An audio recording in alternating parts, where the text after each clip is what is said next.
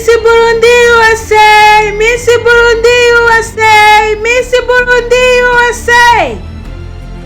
Inyuma y'imyaka ine idatunganywa, Ishirahamwe DICOBU rihurikiyemwo Abarundi baba muri Amerika ryasubiye kubategurira ihiganwa rya MISS BURUNDI USA rizokwigenekezo rya 28 ukwezi kwa gatanu muri leta ya Tennessee, igisagara ca Memphis.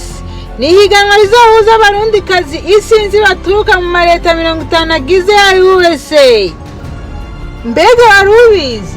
Ni higanwa rizoremeshwa n'abaririmbyi rurangiranwa bazoba bavuye mu gihugu c'u Burundi hamwe n'abaririmbyi b'abarundi basanzwe baba hano kuri no mugabane wa Amerika, bari kumwe n'abagenzi babo baturuka mu bihugu bitandukanye vya Afrika.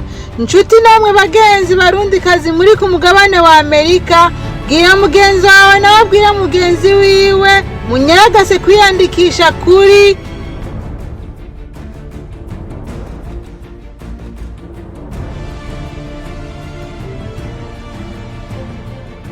wowe ukumbuye kuraba no kubona indirimbo z'akaranga n'imico y'u Burundi. Gura itike ya MISS BURUNDI USA, vyose muzobihabwa.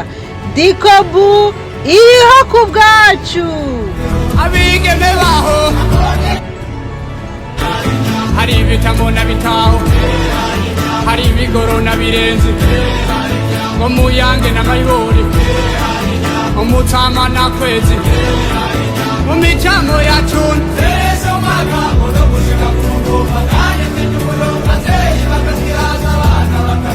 abigeme baho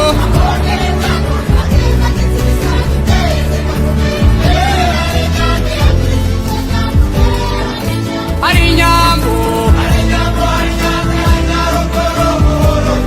hari ibitamo na bitaho, hari ibigoro na birenze, ngo muyange na mayibori,